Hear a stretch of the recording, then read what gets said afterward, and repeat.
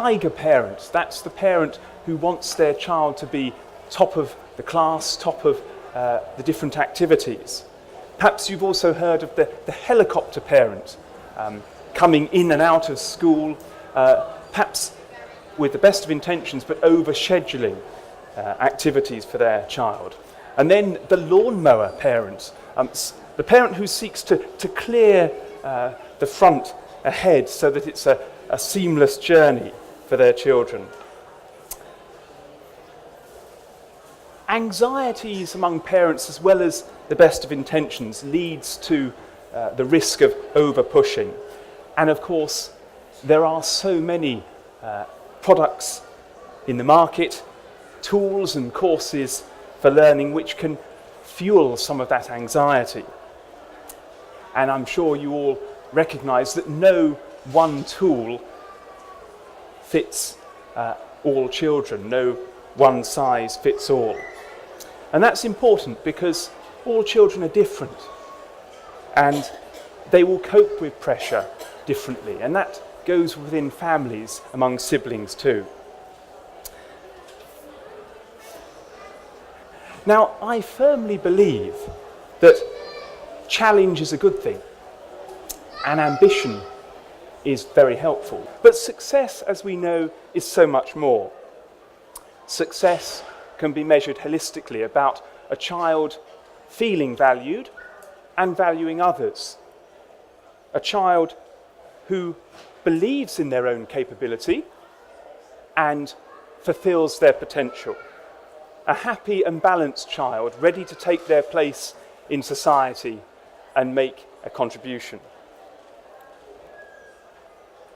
So what should I be doing then? What, as a parent, should I be doing? Well, it goes without saying that you should work with your child's school. There's a partnership between home and school. And in addition to that, I'm going to give you 4 key considerations. Number 1, think about what motivates your child, what really makes them tick. And I don't mean pocket money or bribery with screen time or other such. What I think about there is what is inspiring for your child, and use that theme to motivate and engage. Number 2, how does your child react to being pushed? And this is really variable, but very important. As a generalisation, for some boys perhaps, actually being told you need to do this can be just what's required. And again, as a generalisation, perhaps some girls actually need to be left to get on quietly with it. Is your child naturally competitive? Or in fact, do they shun that sort of environment? Perhaps your child has something of a stubborn streak, and pushing your child at that moment may be counterproductive. So think about how your child reacts to being pushed. Number 3, what is your child's current sense of self-perception? How do they view themselves? Now, here we need to be careful. Be careful with the application of labels. We can find ourselves saying, yes, my daughter's really gifted at music.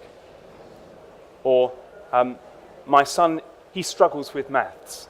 And we know that those labels, however unintentional, can create unwanted pressure. So be careful with the application of labels. Do praise to build up self-esteem, but praise with authenticity. Children, as we know, as I've said, are very perceptive about picking up non-verbal cues. They also recognise when what we say is meaningful and when it's a platitude. We want to avoid children becoming addicted, if you like, to praise. We want them to have a stronger sense of it.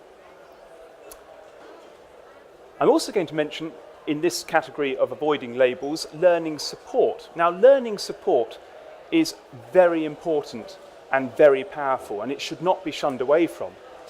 It can allow us to have a really exacting diagnostic to support and engage with children's learning. And a good school will promote learning support in the right way. Number 4, when thinking about pushing your child, think about the time and place. Is this the right time to push your child?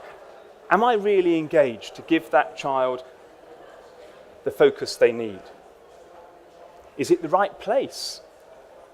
Think about here car journeys as you are approaching the school, rattling off all the things that you hope your son or daughter has done may not be the most productive strategy with just minutes to go before the bell goes and registration awaits. Should I consider a compromise? And by this I mean, sometimes we can recognise that pushing a child can lead to confrontation, avoidance behaviours, not doing tasks because there is a fear that they may fail at them, and altered relationships, perhaps with each other, at home, with peers at school, and also perhaps relationship with food as well. And I urge you, if you sense any of these being expressed at home, to be in contact with your school. So then, what are my take-home messages? And they are these. Work with your child's teachers and school. Consider your own motivations for pushing your child and how you define success. Really allow your children to explore in a safe environment and to be allowed to fail safely, or what we might call deferred success. And that's important and a valuable lesson to learn. And your children will know that they are in a nurturing and supportive environment. Remember, one size does not fit all. Every child is individual. And avoid making comparisons with others. Rather, understanding your child's personality, their learning preferences, and providing encouragement and unconditional support. So I'd like to really, first of all, start by thanking all of you on both our behalfs by being here at all, because it is a beautiful day in London with the sun shining and the autumn leaves still hanging around for a little longer. And I'm sure there were many other temptations of where you could have been this morning. So we're very appreciative, we're very honoured. Thank you for your time and your interest in a topic which is one of many that we love to reflect on and that sort of keeps us in our particular jobs.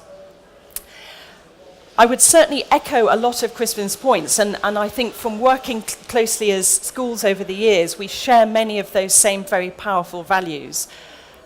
And in a nutshell, for both of us, I think it's who you're becoming while you're getting your grades. That partnership with home, that triangulation between the pupil and the school and the parents is incredibly important. It's a triangle where all three sides have to be strong. And if only two are strong and one is weak, over the years you do see some imbalance. And it really works wonderfully well where we're honest. We don't always agree. Children sometimes have very different opinions to both their teachers and their parents. These are young people who are already in our schools, who never lived in the 20th century, who will probably be still here and possibly fit and well and economically active when they're great-grandparents, because there won't be any pensions at 80 or 60, because they'll have to be, in the 22nd century. Those are your children. They're not some generation that's coming in another 50 years. They are already here. So let's give ourselves time. let's really reflect on whether we're going to, on whether we know actually what world we really want to grow old in and to bring up our families in and share our lives with. A wonderful poet said this far more eloquently than I have been able to in a wonderful text called The Prophet, and I'm sure it's one that a number of you know. And there's a section in there which is called On Children. And I just, if I may, I probably won't read it as eloquently as some, but I'd just love to end with this excerpt from this wonderful text. It's called On Children. So, your children are not your children. They are the sons and daughters of life's longing for itself. They come through you, but they are not you. And though they are with you, they are not your property. You may give them your love, but not your thoughts, for they have their own thoughts. You may house their bodies, but not their souls, for their souls dwell in the house of tomorrow, which you cannot visit, even in your dreams. You may strive to be like them, but seek not to make them like you. For life goes not backwards, nor tarries with yesterday. You are the bows from which your children as living arrows are sent forth.